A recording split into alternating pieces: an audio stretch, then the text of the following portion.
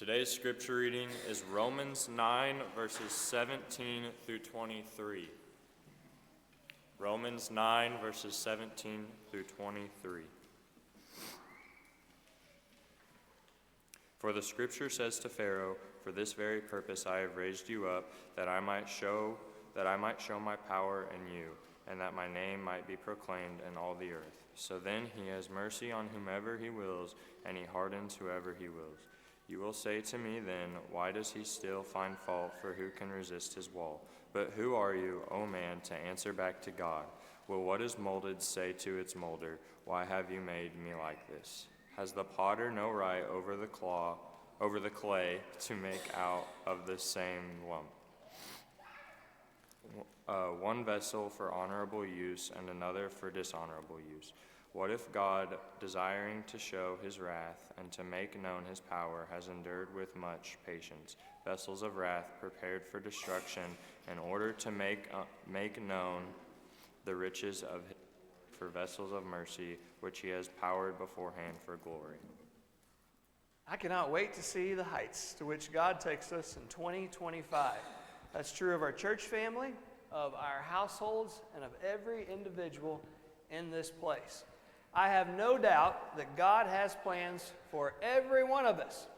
But how God will use us in the coming year has everything to do with how we present ourselves into his hands.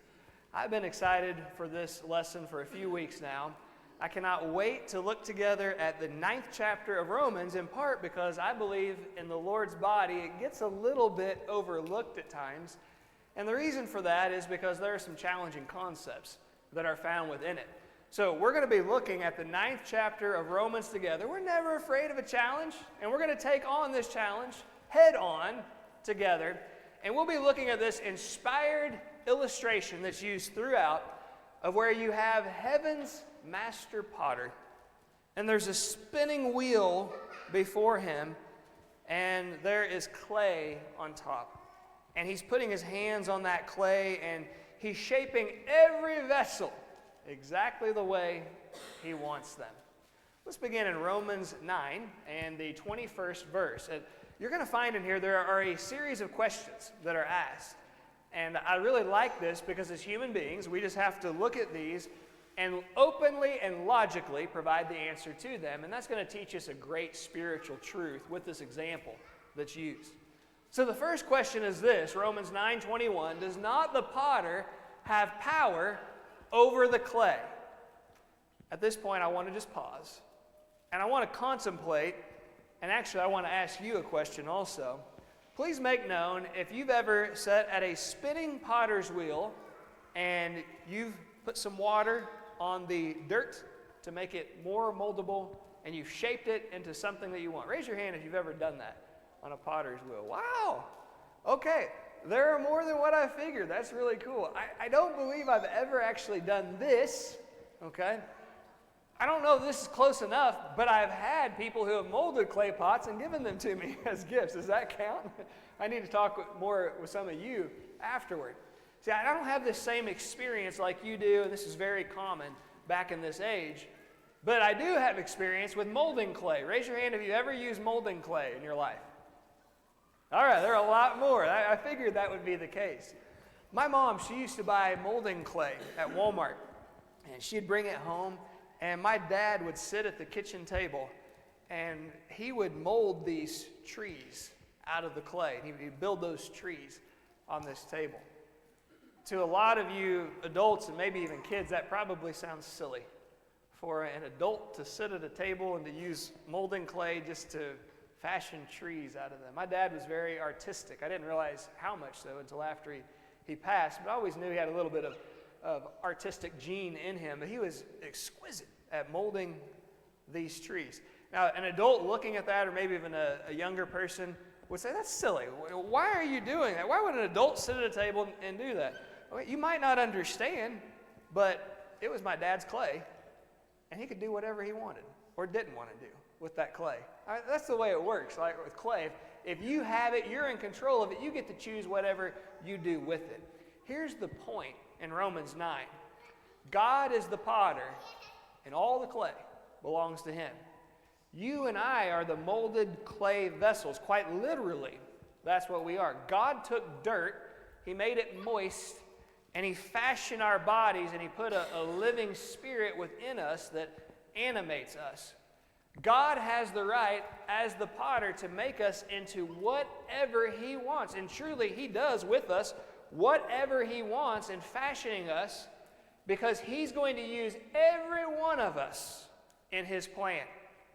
Let's now read the fullness and get the full question in verse 21. Does not the potter have power over the clay? From the same lump to make one vessel for honor and another for dishonor. Now, I've already admitted to you, I don't have any experience in fashioning clay pots. I've had some given to me. You probably don't work a lot with clay pots. You may have some that you bought from the store and around for plants, that kind of thing. But we all do, I guarantee you, have vessels. So we'll just take that concept and we'll run with that. That makes more sense to us. We all have vessels in our homes. And we have these vessels that we use for many different purposes. But all of them broadly could be classified in this category or in that one. Either they're vessels of honor or they're vessels for dishonor.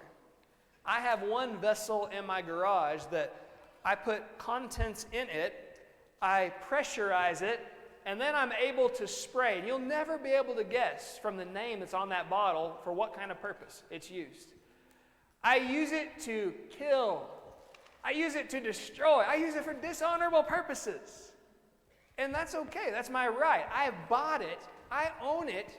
And I can use it for whatever reason I want to use it. I don't use the same vessel for honorable purposes. I don't use it to serve drinks to guests. I don't even use it to pour water into the cat's bowl. This is preserved for one thing, and it's for dishonorable purposes. Well, I have another type of vessel in my house, and you might have actually seen me carrying this vessel around with me. This is a very special vessel. Delicious. This is my Tervis cup, and let me tell you, I love me some Tervis. Tervis is a very special kind of cup. My wife got one of these as a gift years back, and I loved it so much. I'm like, I got to get more of these, so I ordered more. I lost one, and so I ordered more. And now I think I have 4 or 5. This isn't the same one that you always see me carrying around. Most people will put lids on them. I don't like lids on them. I like it open with a disposable straw. And yes, I change out my straw, in case you're wondering. But I love this Tervis, and I only use it for honorable purposes.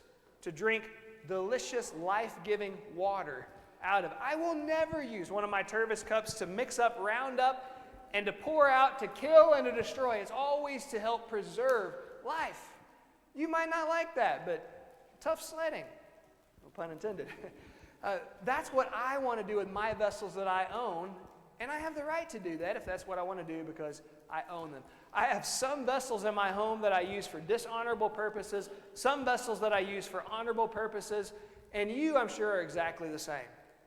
Listen, God owns every one of us. He's the potter over this clay, and He can use us honorably or He can use us dishonorably. And we might not like that, but tough sledding. He's God, and He owns all things, and He has the right to do that over His vessels. Now, the tragedy involved is this. There are some vessels that the potter has created that will only be used. We're going to read in verse 22 of Romans, the 9th chapter. What if God, so you see these questions of logical reasoning just proceed. What if God, wanting to show His wrath and to make His power known, endured with much long suffering the vessels of wrath prepared for destruction? There are some vessels or some human beings that God has made just to be destroyed in His plan. And now we might take offense whenever we hear to that, but let's back up and consider in our real world, do we accept the same? I was telling you earlier about the molding clay that my dad would sit down at the kitchen table and he would make these awesome trees out of them. And you might have been wondering, that's strange. Why would any adult waste time with molding clay? You're doing that. What if I told you it's because his little boy wanted to be just like his dad? Because my dad would go out in the woods with his chainsaw and he would saw down these trees. And he wanted to do just what his dad did. He wasn't big enough, strong enough to do that. So his dad would make these trees at the kitchen table, and the boy would ask his mother, and his mother would bring in the saw, a butter knife from the silverware drawer. And the little boy would, until the tree would topple over, just like Dad. And then the little boy would say, again. And the dad would build the trees, and again. And eventually my dad would say, okay, last one. Dad had other things he had to do too. But the only reason he molded those trees was so they would be destroyed. And so his son could cut those down. Some might still think that to be silly, but my dad had every right to do that. That was his molding clay, and he could make whatever he wanted and for whatever purpose. Automobile manufacturers, they create cars to sell them and to make a profit off of them. They have every right to do that. But there are some vehicles that automobile manufacturers will make only to be destroyed. Can you imagine that? A brand new vehicle, just as shiny and beautiful as all the rest, just made to be crashed into a wall going 55, 65 miles per hour and never to be used again. They were only created to be destroyed. That hurts me to think about that.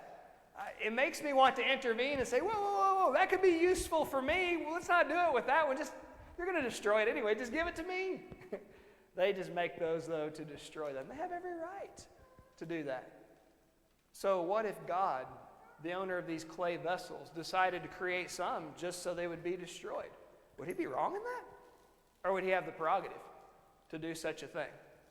Now, for each one of these, we're going to do a case study.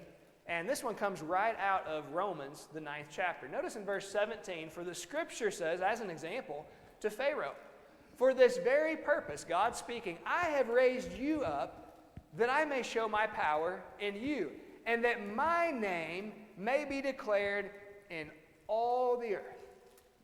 Up to this point where this statement is made, Pharaoh had led a very successful existence. He was educated, he was rich, he might have even been good looking. He was arguably the most powerful man in the world, possibly over the most powerful military in the world. And yet he just tortures God's people. And some might look at that and accuse God of wrongdoing. And say, God, why would you put such an evil person in such a high position of prominence of all people over your own? Well, now we understand, because hindsight's 20/20. And in case we missed it, God explains, and he says to the Pharaoh, listen, I have built you up and put you on the highest pedestal for one reason, to tear you down in the presence of all the world, and so that everyone will know that I am the most powerful ruler in existence. God has the right to do that, doesn't he?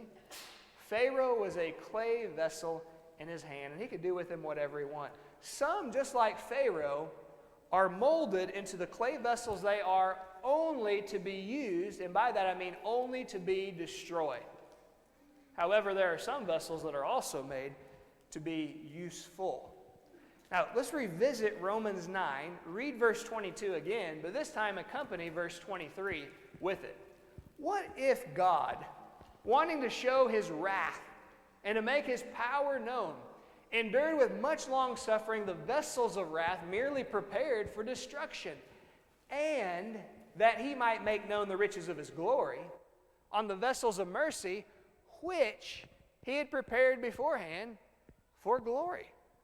Meaning, just as God makes some vessels of dishonor to be destroyed, he makes some vessels of honor to be glorified in the presence of all, to be set forth as examples. Does he have the right to do that, being the owner of all? At the Yarber household, we have had a leaf problem for 5 years. For those who have been to our house, you know why. We probably have 30 mature oak trees on our place. You thought the snow was pretty deep. You've never seen leaves so deep in the fall until you come to our house and view it for yourself. You think, oh, there's a lot. You have no idea. Now, if your place is similar, you do, okay? But if not, you have no idea. I didn't have any idea just how bad it was. But I am proud to say that of almost 40 years of life, my wife also, we have never purchased a riding lawnmower. I've always had a push mower with one exception. I did have a riding lawnmower for 2 years. I didn't buy it. It was given to me, and 2 years later I gave it away because I didn't like it. I've always enjoyed a push mower. I prefer the cut, and I have mowed a lot of grass in my life. I know it takes longer, but I just like the look of it, and I like the feel, and I like the exercise. I just prefer that. Well, after this last year, another 2.5 days this year of raking, blowing, and burning leaves, and after another 2 weeks of a sinus infection afterward, my wife said, "That's it. I'm not doing it anymore." And I said, "Well, I'm not paying the ridiculous fee it is to pay someone to take care of the leaves. I'm just throwing money away." I said, "All right, if you're not going to do it, then we're breaking down, and we're getting a riding lawnmower." Bradley, if you get a riding lawnmower, why wouldn't you get a zero-turn mower? Tony, if you're going to buy a new zero-turn mower, why wouldn't you buy an electric? All right, that's what I'm after. I'm an electric guy. I love it.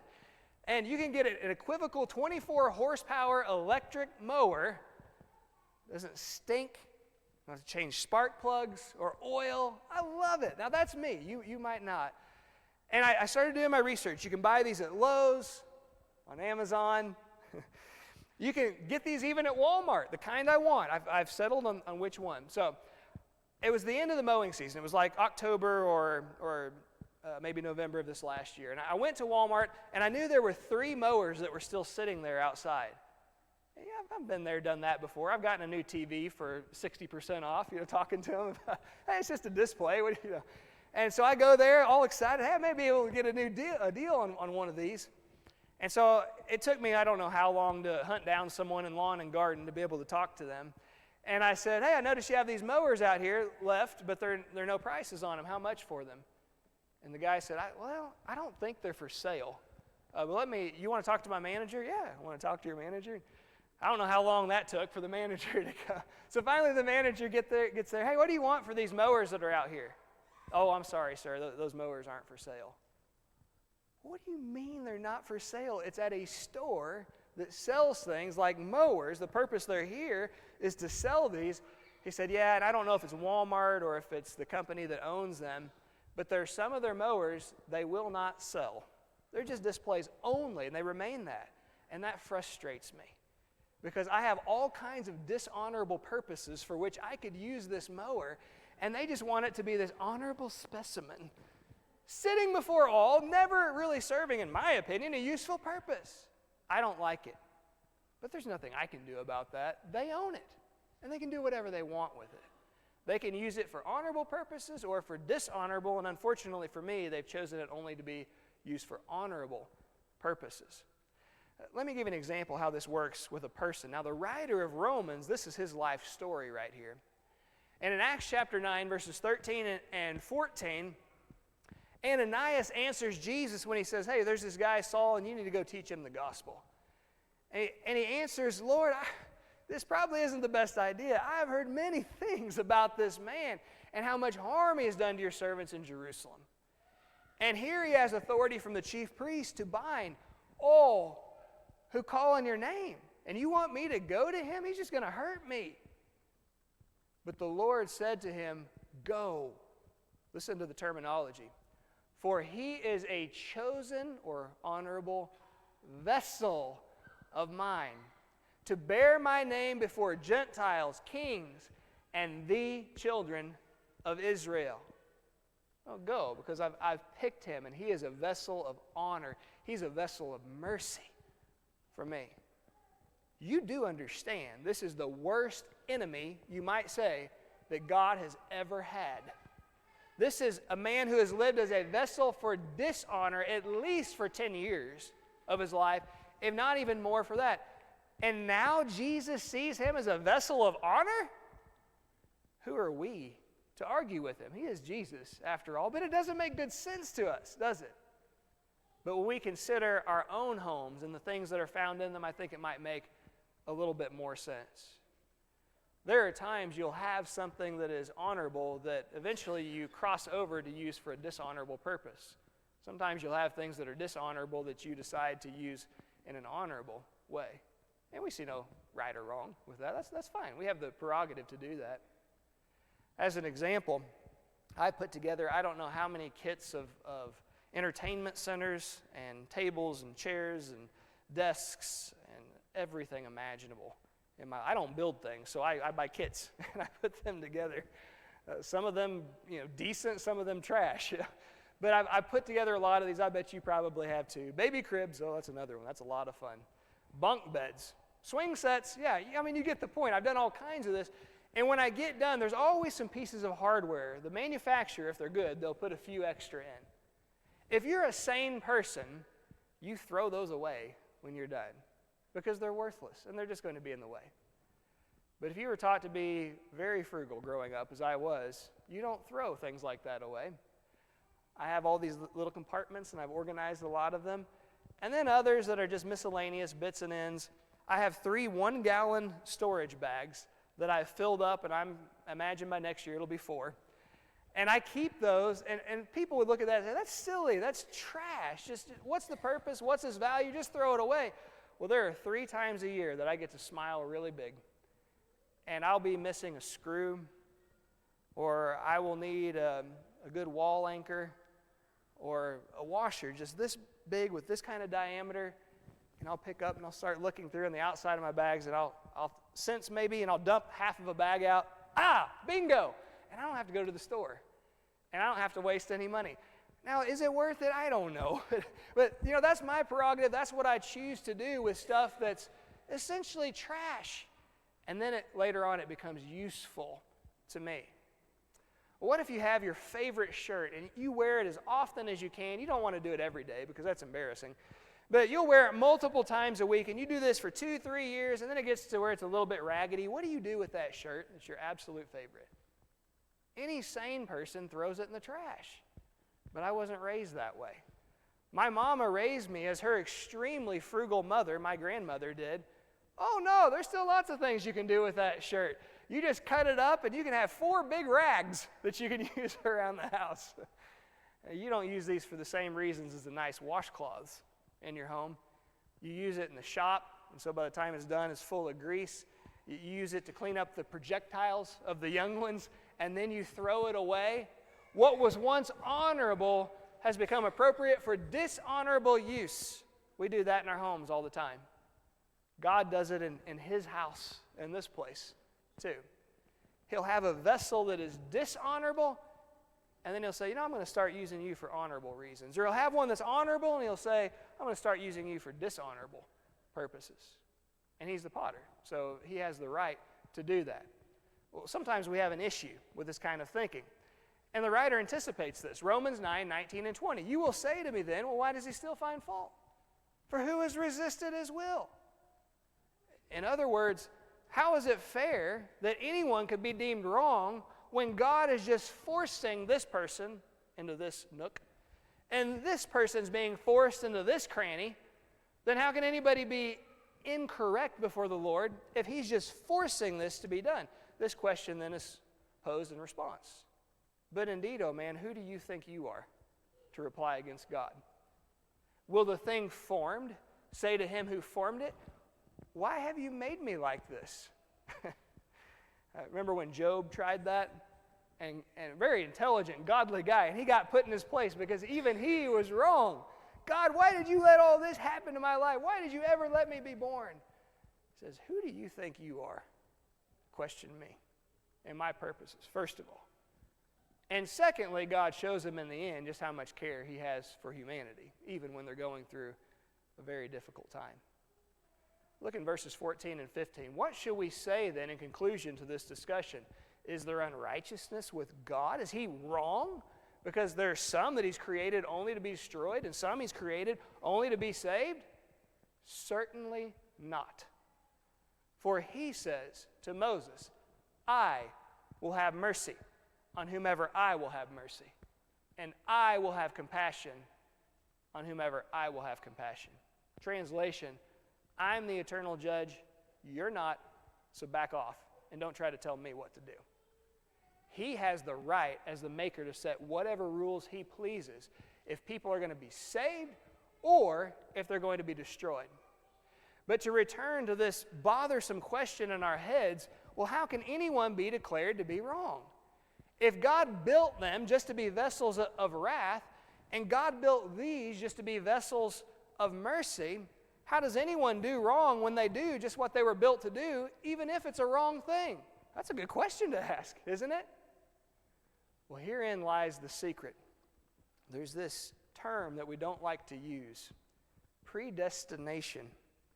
But I encourage you to reread the first chapter of Ephesians and the first chapter of 1 Peter 1, and you will find that's a very biblical term, predestination. Destination refers to destiny, pre is before, and it has to do with our destinies being determined before we even live out our lives. But this is key in an understanding of it. You go back to chapter 8, which is the context, the greater context of Romans 9, which is where we are. We have the familiar passage, Romans 8:28. We know that all things work together for good to those who love God, to those who are the called according to his purpose. And we don't often quote verse 29 with 28. And it goes on to say, for whom he foreknew, these he also predestined. And whom he predestined, these he also called. And whom he called, he justified. And whom he justified, he called them to be called according to the order or the likeness, the lifestyle of his own Son. So here's what's being said in Romans 8, verse 29.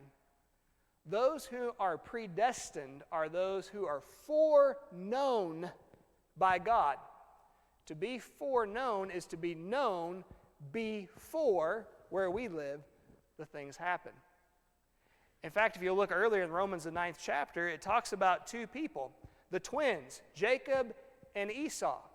And it mentions, Jacob I have hated, Esau I've hated, Jacob I have loved, and the choosing in between Isaac and Ishmael before they're ever even born.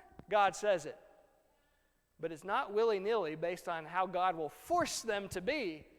It's based on his foreknowledge, or what he knows before. Listen, it's not God's fault that he's so great he knows everything. That's a reason to praise him, okay?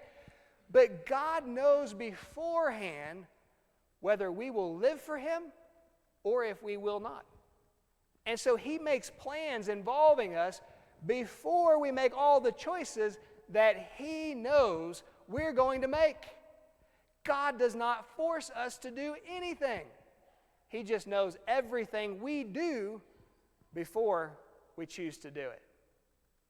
And that's the integral part of the 9th chapter of Romans. Yes, it's true that God molds and he uses every vessel. Some will only be used. Others will also be useful. But whether we're only useful or we're also used is dependent upon how we present ourselves as clay into the master potter's hands. Now, this isn't from Romans chapter 9, but you understand Paul wrote the letter to the Romans.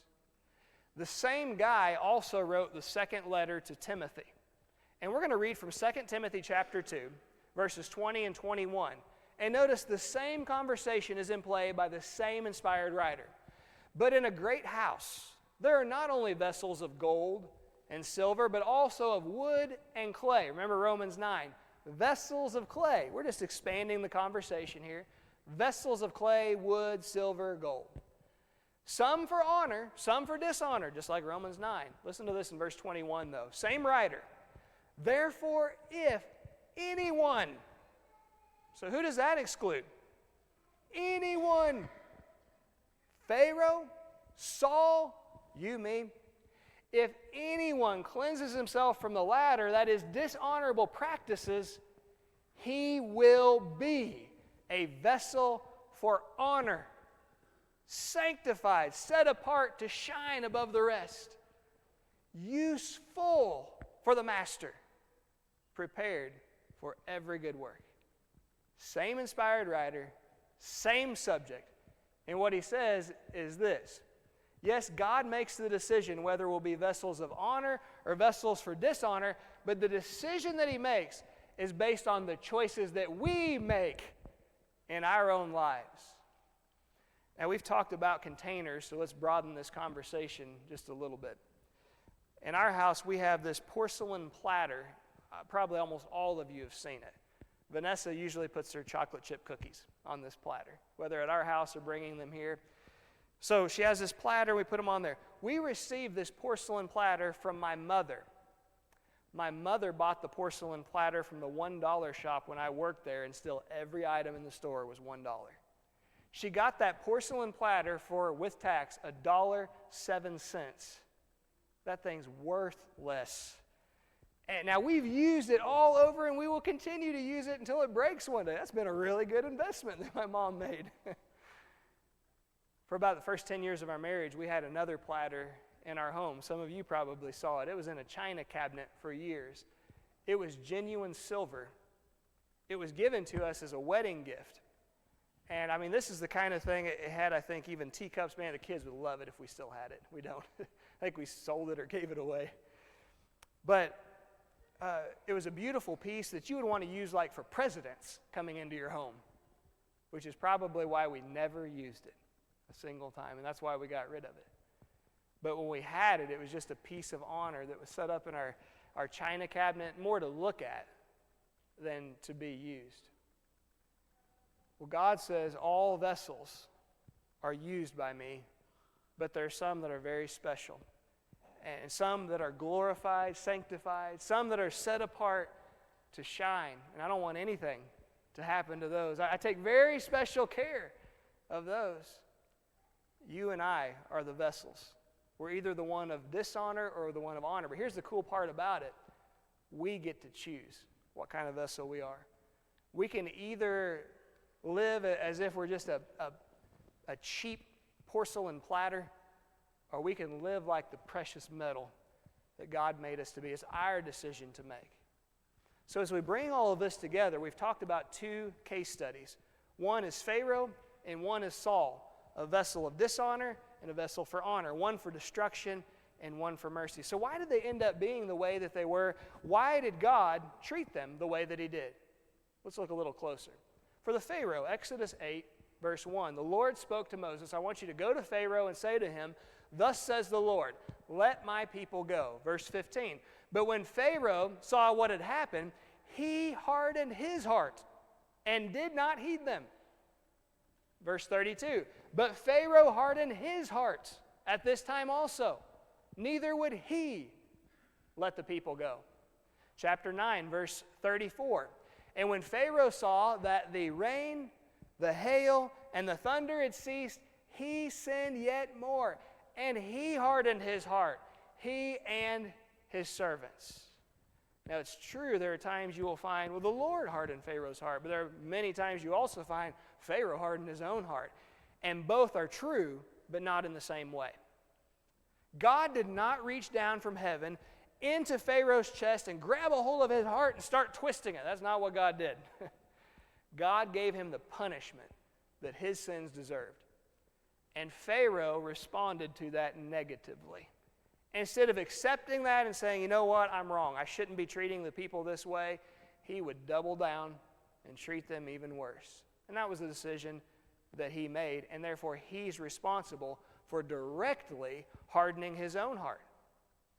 It's like a show I was recently watching on the Unabomber. Ted Kaczynski, fascinating guy. 16 years old, he tested with a genius IQ above 170. He was accepted into Harvard at 16 years old, graduated with a bachelor's degree at 19.